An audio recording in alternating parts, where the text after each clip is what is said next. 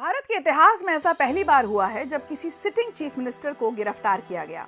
वो इसलिए क्योंकि उन्होंने अपनी गिरफ्तारी से पहले इस्तीफा नहीं दिया।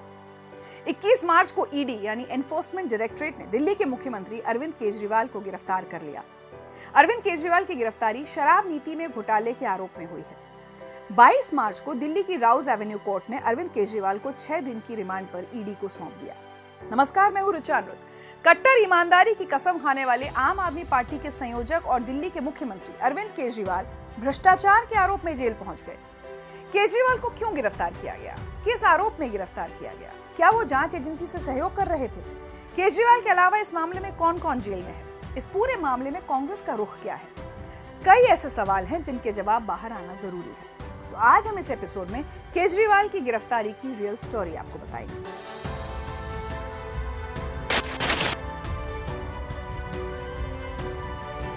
दिल्ली का शराब नीति घोटाला कोई आज की बात नहीं है। दरअसल नवंबर 2021 में अरविंद केजरीवाल की दिल्ली सरकार ने नई एक्साइज पॉलिसी लागू की। 8 जुलाई 2022 को दिल्ली के तत्कालीन मुख्य सचिव नरेश कुमार ने शराब नीति में नियमों के उल्लंघन की रिपोर्ट दी। मुख्य सचिव ने ये रिपोर्ट दिल्ली के तत्कालीन उपराज्यपाल वीके सक्सेना को सौंपी। उपराज्यपाल ने नियमों के उल्लंघन की सीबीआई जांच की सिफारिश की। जांच हुई और भ्रष्टाचार की परतें खुलती चली गई। अब सवाल ये है कि क्या शराब नीति घोटाले में अरविंद केजरीवाल ही एकमात्र आरोपी हैं? बिल्कुल नहीं। सीबीआई ने जांच के दौरान 19 अगस्त 2022 को तत्कालीन उप मुख्यमंत्री मनीष सिसोदिया के साथ साथ 3 अन्य लोगों के ठिकानों पर छापे मारे। 3 दिन बाद ही 22 अगस्त 2022 को प्रवर्तन निदेशालय ने शराब नीति पर मनी लॉन्ड्रिंग का केस दर्ज किया। सितंबर में आम आदमी पार्टी के कम्युनिकेशंस हेड विजय नायर को सीबीआई ने गिरफ्तार कर लिया और फिर 26 फरवरी 2023 को ईडी ने उप मुख्यमंत्री मनीष सिसोदिया को गिरफ्तार कर लिया। शराब नीति घोटाले के तार आम आदमी पार्टी से राज्यसभा सांसद संजय सिंह से भी जुड़े और 5 अक्टूबर 2023 को संजय सिंह को भी ईडी ने अरेस्ट कर लिया। अक्टूबर 2023 में ही पहली बार इस मामले में ईडी ने मुख्यमंत्री अरविंद केजरीवाल को पहला समन भेजा। फिर 16 मार्च 2024 को बीआरएस यानी भारत राष्ट्र समिति की नेता के कविता को इसी मामले में मनी लॉन्ड्रिंग के आरोप में ईडी ने गिरफ्तार कर लिया और अंततः 21 मार्च 2024 को अरविंद केजरीवाल की बारी आ गई। ऐसा बिल्कुल भी नहीं है कि अरविंद केजरीवाल को अचानक गिरफ्तार किया गया है। दिल्ली के शराब नीति घोटाले की जांच के दौरान जिन नेताओं और ऑपरेटर्स का नाम आया उनके खिलाफ कार्रवाई की गई। एक और सवाल यह है कि क्या अरविंद केजरीवाल ने इस मामले में जांच एजेंसियों के अधिकारियों के साथ सहयोग किया? तो जवाब है कि ईडी ने केजरीवाल के खिलाफ कुल 9 समन भेजे, लेकिन वो एक बार भी ईडी के सामने पेश नहीं हुए और फिर हुआ वही जो कानूनन होना था। दिल्ली हाई कोर्ट ने उन्हें गिरफ्तारी से सुरक्षा देने से इनकार कर दिया। 21 मार्च को प्रवर्तन निदेशालय की टीम ने उनके घर पर पहले तलाशी ली, पूछताछ की और फिर उन्हें गिरफ्तार कर लिया। सीएम केजरीवाल अगर बेदाग थे, अपनी बेगुनाही पर उन्हें यकीन था, तो उन्होंने ईडी के अधिकारियों के साथ सहयोग क्यों नहीं किया? और ऐसा भी नहीं है कि इस केस में सिर्फ अरविंद केजरीवाल ही जेल पहुंचे हैं। अगला सवाल, क्या अरविंद केजरीवाल के अलावा बाकी आरोपी जेल से बाहर हैं? नहीं। इस मामले में बीआरएस की नेता के कविता जेल में है। उनकी रिमांड भी बढ़ा दी गई है। आम आदमी पार्टी के नेता संजय सिंह जेल में हैं। फरवरी में जमानत की कोशिश की गई थी, लेकिन दिल्ली हाईकोर्ट ने 7 फरवरी को ये कहते हुए जमानत देने से इनकार कर दिया कि जमानत के लिए कोई आधार नहीं है। दिल्ली सरकार के एक और पूर्व मंत्री सत्येंद्र जैन भी जेल में है। सुप्रीम कोर्ट ने 18 मार्च 2024 को दिल्ली हाईकोर्ट द्वारा खारिज उनकी जमानत याचिका को सही करार दिया। सुप्रीम कोर्ट ने जमानत देने से इनकार करते हुए कहा कि पहली नजर में उन्हें दोषी ठहराने के लिए पर्याप्त सबूत हैं।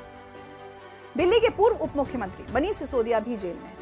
सीबीआई कोर्ट ने उनके खिलाफ पर्याप्त साक्ष्यों का हवाला देते हुए जमानत याचिका खारिज कर दी थी। अपने आदेश में स्पेशल सीबीआई जज एम.के. नागपाल ने कहा था कि सिसोदिया ने आपराधिक साजिश में सबसे अहम भूमिका निभाई और कहा कि वो शराब नीति को बनाने और लागू करने में शामिल थे। दिल्ली हाईकोर्ट के जज दिनेश कुमार शर्मा ने ये कहते हुए जमानत देने से इनकार कर दिया कि आरोप बहुत गंभीर प्रकृति के हैं।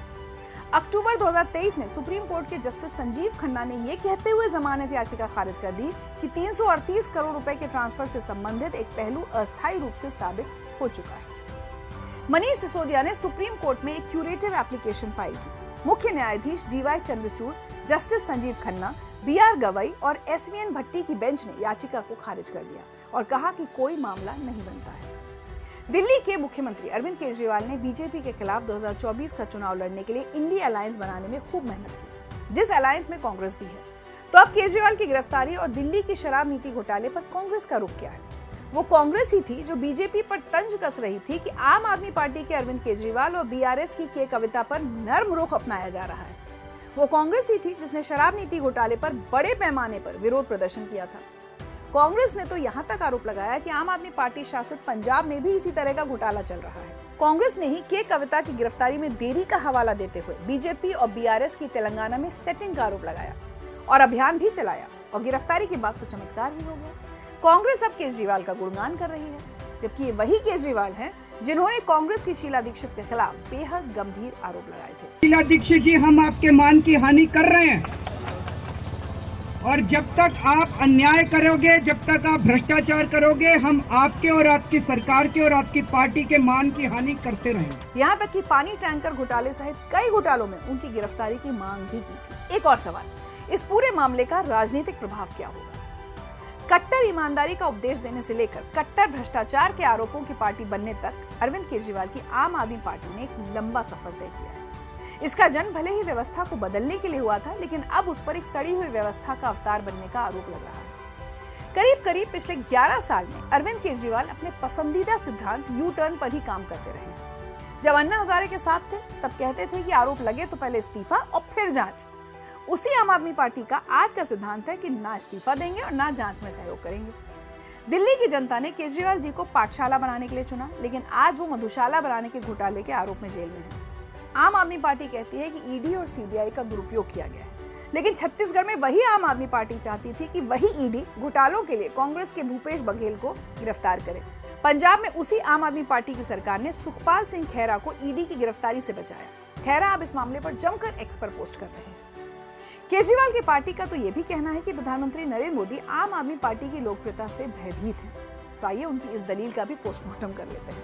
2014 और 2019 के लोकसभा चुनाव में आम आदमी पार्टी को नोटा से भी कम वोट मिले और पार्टी के पास सिर्फ एक लोकसभा सांसद है, जबकि बीजेपी के 303 लोकसभा सांसद हैं। यहाँ तक कि कांग्रेस के भी लोकसभा में 50 सांसद हैं। विधानसभा चुनाव में भी आम आदमी पार्टी बड़े जोर शोर से उतरी, लेकिन दिल्ली और पंजाब के अलावा हर राज्य के चुनाव में बुरी तरह विफल रही।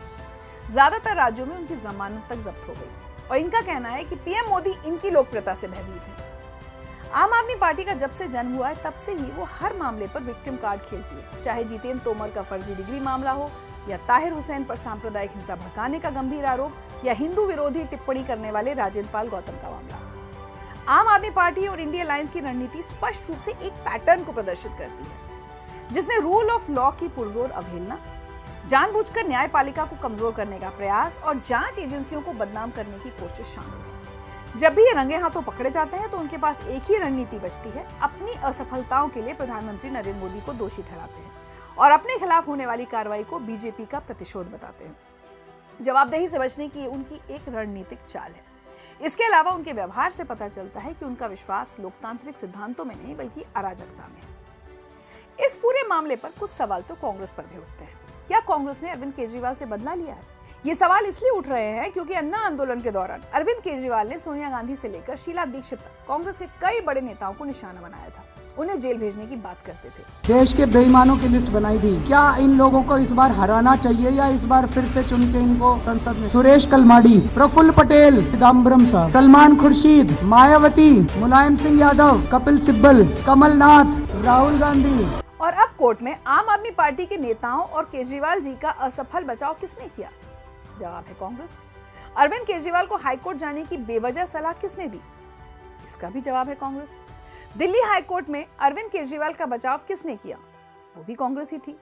लिहाजा दबी जुबान में ही सही, कहने वाले तो यही कह रहे हैं कि कांग्रेस ने अरविंद केजरीवाल से बदला लिया है। रियल स्टोरी के आज के एपिसोड में इतना ही। दिल्ली शराब नीति घोटाले पर अरविंद केजरीवाल की गिरफ्तारी पर आप क्या सोचते हैं?